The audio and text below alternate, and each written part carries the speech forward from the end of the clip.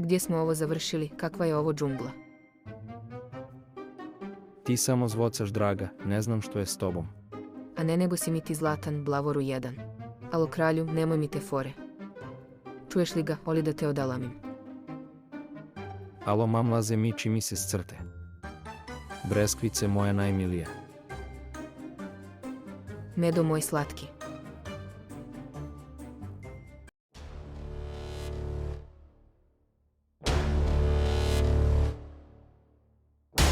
Podgoričke ulice su haotična simfonija trube, škripe kočnica i stalnog brujanja motora.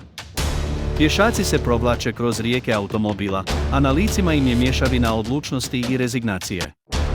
Vozači sjede za volanom, čvrsto stežući ruke dok se kreću po zakčenim putevima. Kultura ljudi u saobraćaju je prepuna nestrpljenja i frustracije. Vozači se bore za poziciju, sjeku jedni druge i ljutito trube na svaku uočenu beznačajnost. Pješaci jure preko prometnih raskrsnica, za dlaku izbjegavajući sudare sa automobilima koji jure. Saobraćaj u ovom užurbanom gradu nije samo sredstvo da se stigne od tačke A do tačke B. On je odraz ljudi koji Podgoricu zovu domom. I dok sunce zalazi nad gradom, bacajući zlatni sjaj na haos ispod, pitamo se da li postoji osjećaj jedinstva koji nadilazi užurbanost svakodnevnog života. Da bi se riješio problem haotičnog stanja u saobraćaju, potrebno je preduzeti određene korake. To uključuje bolje planiranje saobraćajne infrastrukture, edukaciju vozača o saobraćajnim pravilima i sankcije za nepoštovanje istih. Također, podsticanje korištenja javnog prevoza i bicikala može smanjiti broj vozila na putevima i olakšati saobraćaj.